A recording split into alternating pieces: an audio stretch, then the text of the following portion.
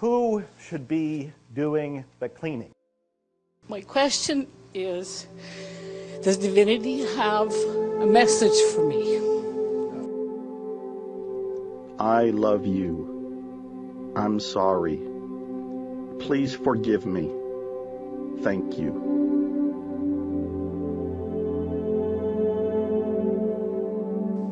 Now, there's something that I want you to really get here, because I've been hearing it come up in conversation, and I've been hearing it in other places, and I know Dr. Hew Len has heard it in other places. It's the idea of who should be doing the cleaning.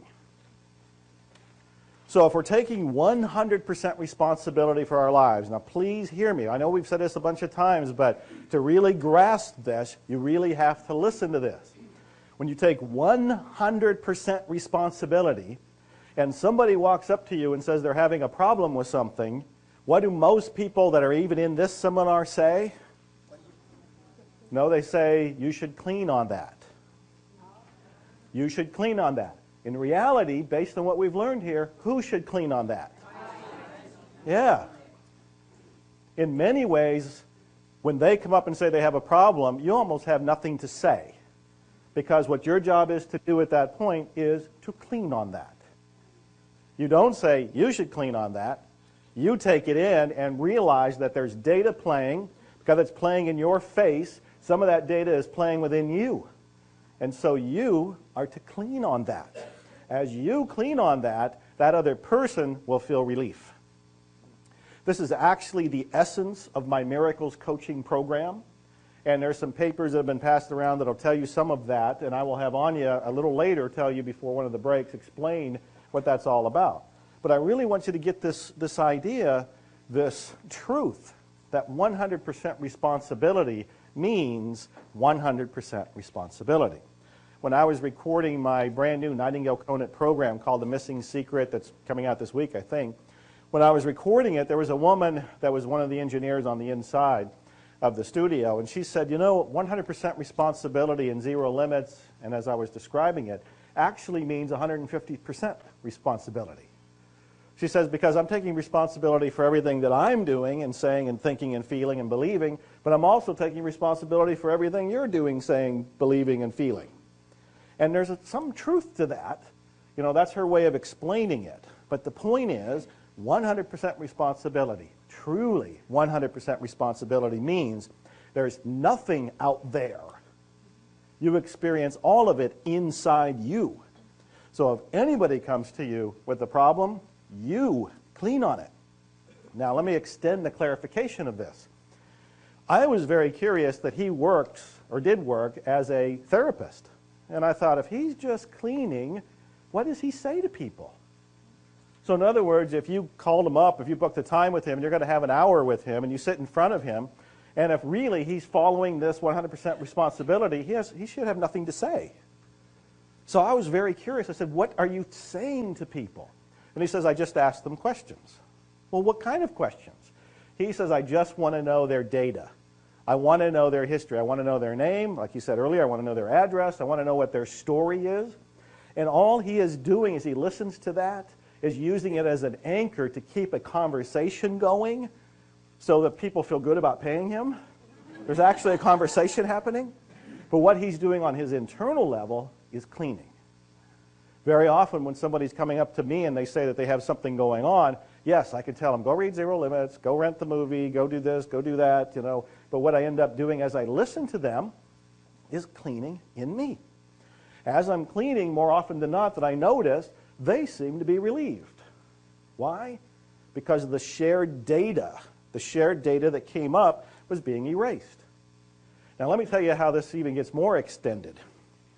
Somebody I had lunch with, and I forget where she went, had this idea for a children's book. Where is she? She's from, there she is right there. She had an idea. I'm not going to tell the idea because I don't know what the whole thing is, so I'm not giving away anything. She had an idea for a children's book, and she said, it's just kind of bubbling up. And I'm thinking, that's inspiration. And I pointed it out. That sounds like inspiration. Follow through on that. And she said, I want to write this children's book so all of these people, everybody can learn about this.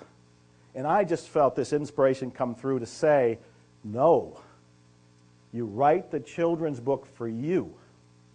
You write the children's book, actually, in this case, addressed to your inner child. As you write that book for your inner child, and you bring peace to your inner child through this book, you will then open up an avenue where some publisher has got to pick it up, and everybody will probably want it. That's when he was referring to, Dr. Hew Len was referring to how you make money doing this. You're not focusing on making money. You're focusing on cleaning, cleaning, cleaning, so that as you clean, inspiration comes.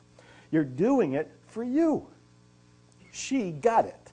I saw there was chills going up and down your spine, right? You said that. Light went off over her head. She really understood that you write it for yourself. As you write it for yourself, something will open up, and others will say, I want that too. But you don't do it for that. You do it to take 100% responsibility for everything. No exceptions.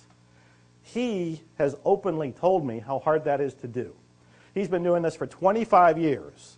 And very often, there's this built-in data impulse that wants to blame somebody else, even in him. So it's still got a surface, and you still just keep cleaning. But I wanted to remind you that when somebody says they have something going on, whatever it happens to be, that something is going on in you. Where you cleanse is in you. So I know it's our responsibility to clean on ourselves. And since we've come into your world and Dr. Hew Len's world, my question is, how do you know, after you leave here, how long you need to clean on the issues that we've brought up into your life? And I'm asking, how long will you clean for me and all my junk? Did you raise your hand because you second the motion, or you want to answer it? Answer. Go for it. You don't clean on the issues. When something comes up, it's only in you. You just clean on yourself. And so you just clean as long as you can stand it. And I will extend that, meaning that if you brought up an issue with me in the stairway at some point, and I start cleaning on it and so forth, I have no idea if it's actually removed. I don't know if that data is gone. But one way that I do know that it may not surface again is if I go on with my life and nobody ever brings it up again. If I go to the next stairwell and Anya brings it up to me, oh, that wasn't gone when I was cleaning it, I got to keep cleaning. And I clean for a while and it's gone for a week and a half, and then somebody else I run into brings up the same thing, that's my evidence it's not clean. So I just, really, across the board, just keep cleaning. Great question. Another question? Are you all at peace? Are you all enlightened? Are you all at the whiteboard? Dr. Hew Len, do you have anything to say? Unless they would like some comment. Would you like some comment from him about something? Yeah. There's a question right there. Yeah. You said something earlier about a migraine being a curse, and I don't have one today, but I get them occasionally. I used to get them often. I don't get them as much anymore, and I do cleaning on it. So what do you mean by it's a curse? You'll have to slow down. This is Sunday afternoon. Oh, I had more coffee than usual today. So tell me one more time, and can you do it in just 5 words? Okay. You said the migraine was a curse. Yes, that's 6 words. Can you explain that? So what happens is that most of the time we don't know it. We have, when we come into this lifetime, we have come from other galaxies. So now we're in this Earth vibration, but we bring these things down, and it can't be clean here on this Earth. And so you're stuck with the migraines. So it's a big business. Do you know how much is it? $8.5 billion business. Just migraine. So the way to trump that, instead of having to pay for it, you just clean with it. Yeah. I always knew I was from another planet. I'm sorry? I always knew I was from another planet.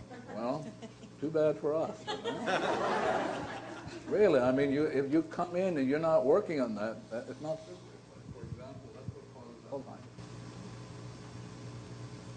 Coming in with this space stuff, it causes super viruses that the Earth cannot consume, cannot.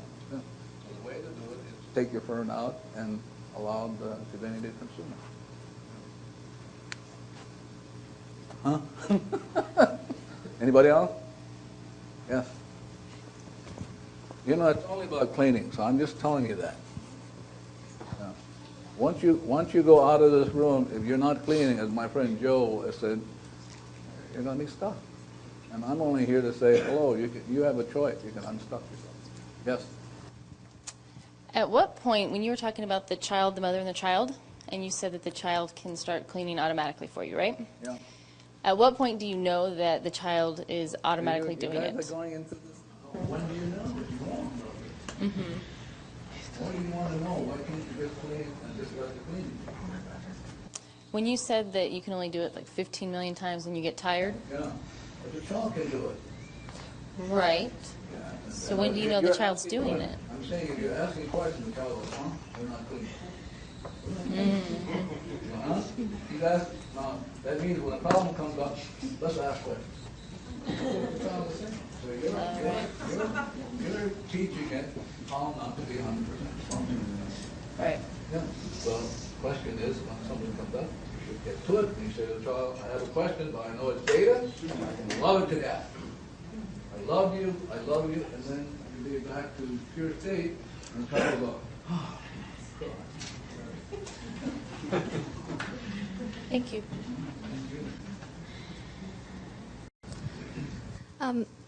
So migraines, or that would be all pain, all disease, all of that is all. I love you.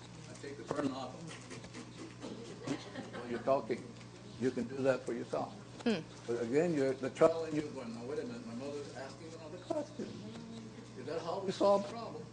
The child goes, I don't feel myself falling in love with my mother. So the way to trump any problem is to say to God, I'm sorry. Basically, zap it. Yeah.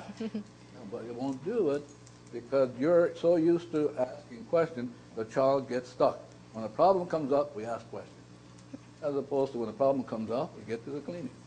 Well, Yeah. I was Yeah. trying to say that, we instead of labelling it as the migraine or the disease, we just, it's just all the same, and we just all clear it. Yeah, it's only about cleaning. So the divinity is saying, when I was doing the cleaning 2 months in advance, I heard that these are some of the things that are going to come up in this class. One of the things that are going to come up is the thing that has to do with neurological problems. It's going to be huge. So, okay, I'm watching it. Didn't ask the divinity how to deal with it. I'm just cleaning. I'll give you an example of. One day, a woman called, and I was doing my cleaning as she was talking, and I was doing my cleaning. She said, "This woman has misnamed child."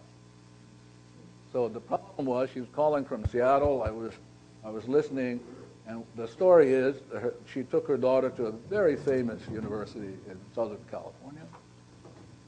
And the diagnosis was manic depression. So the mother's calling me now. I'm just the second bad. They talk to the time, and they spend $20,000, and then come and talk to me. And so as I was cleaning, I heard divinity say to me that they gave the daughter a wrong name.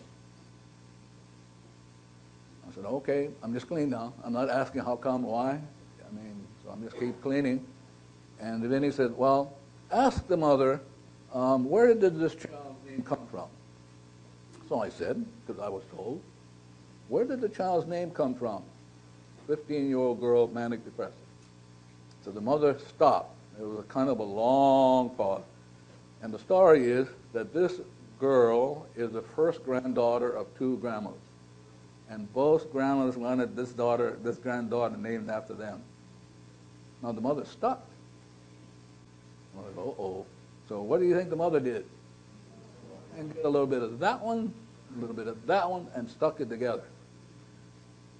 Well, split. So now this kid is stuck with a name that doesn't belong to it. And so she suffered when she was 2 or 3 months. The mother could see the eyes blinking, just kind of jerking around. And then so I'm cleaning, not trying to figure out anything, just keep cleaning, like Joe Vitale is saying, just keep cleaning. So I'm keep cleaning. And then I heard Divinity says, I have a name for her. And I went, oh, okay. And I'm cleaning and watching it, but I didn't hear to give the mother the name. It's an intrusion. So I'm keep cleaning, and the mother never asked me for the name. So I never gave it to her. It's an intrusion to do something without giving permission. So here's the, so what was the girl's name? The divinity had given her name, and here's the name divinity gave. But I let it go. Mother didn't ask me, and the name was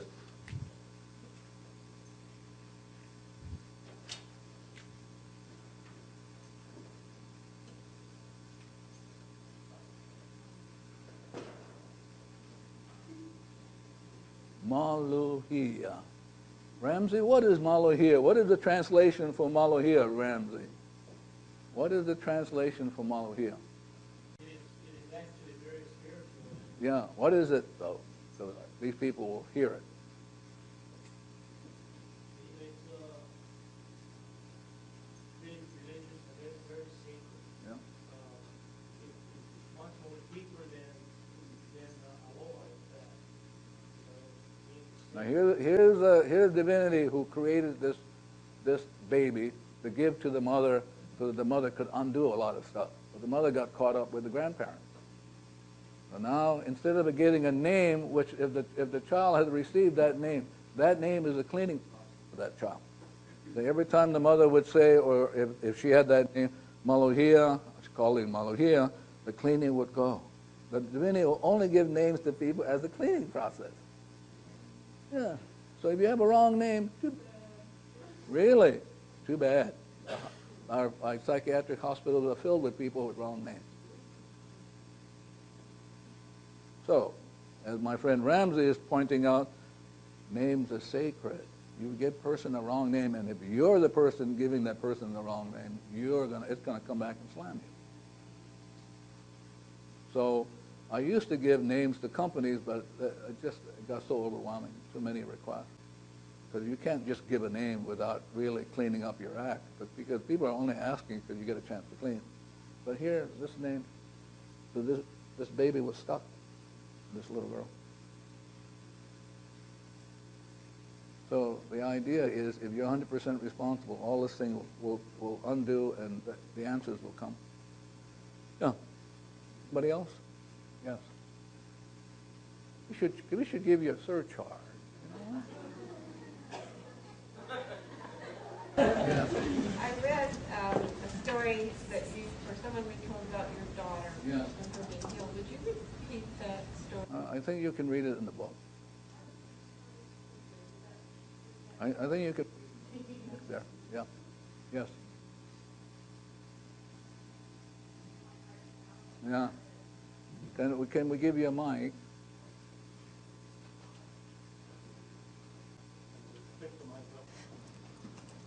I have he's 7 now. Yep. He was less than 2. Yep. And he was really mad at me. And he said, "Why did you name me Andrew?" He started speaking at 11 months. And he has since asked me that at various times. He stops me and says, "Why? That's not my name."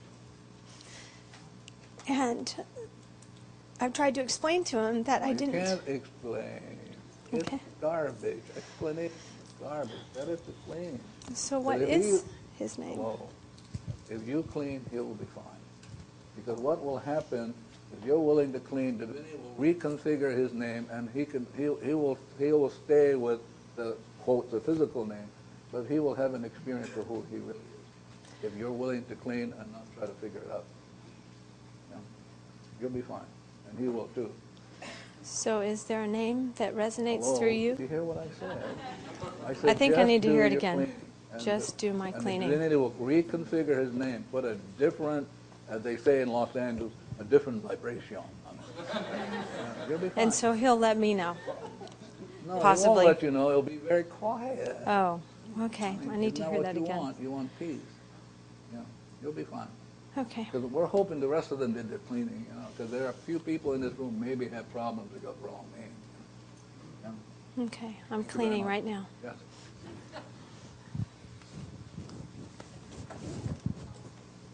I just want to say a beautiful experience that I had is that I named my son a name that was very clear, that was just really was a good name for him. But in the section of the city that he grew up in, that name was a little too new agey for him. So I named him Deva, which is a nature spirit. So he changed his name legally to David, and now at 28 years old, he loves Deva, and everyone calls him Deva. And I just knew all along, it's fine. Whatever he wants to do with it is fine. And it's amazing how things come back around, and that came back around. So.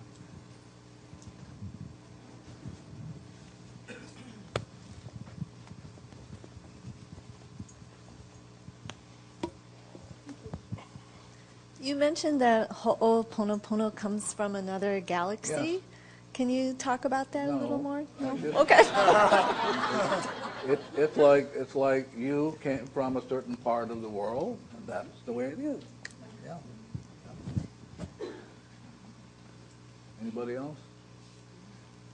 Yes.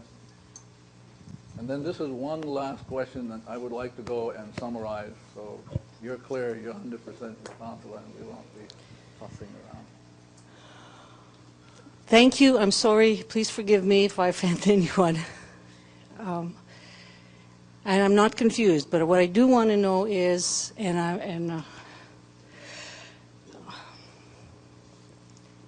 I grew up not believing that God loved me. So my question is, does divinity have a message for me? There are two great messages. Love God, love your neighbor as yourself. That's it. There's nothing else. And the only way you're going to love God is you got to let go. To be at zero is to be in love with God and yourself and your neighbor. Yeah. There's nothing fancy about it. I wish I could give you more, make it more fancy so we can charge you more. Yeah. Yeah. That's all. Love God and love your neighbor as yourself. But you can only do it at zero. Yeah.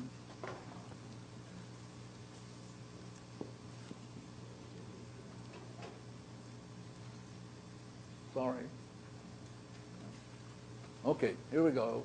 Again, where's my friend Joe? Can you come up and talk about getting to zero again, and then as you're talking, I'm just going to put how they can get to zero. Ho'oponopono. Maybe you've heard of it, maybe you haven't. If you haven't heard of it, brace yourself, because it's the most powerful, the most transformational, the most magical, the most miraculous technique I've ever come across. I'm Dr. Joe Vitale. I've written 80 books. I've recorded 15 albums. I have 200 some products. I have a coaching program, certification programs, but nothing ever has had the impact in my life as Ho'oponopono has. I've been teaching it to other people since around 2005. There is great depth to it, though it's very simple. On the very superficial level, there's really only 4 phrases, and you're kind of saying them as a quiet prayer or petition. But there's so much more to it than that. And what I really want you to do is check it out. I want you to check it out for you, your family, your friends, and ultimately for the world. It's that powerful. And as I like to say, expect miracles.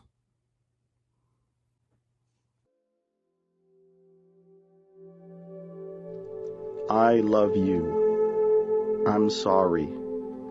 Please forgive me. Thank you.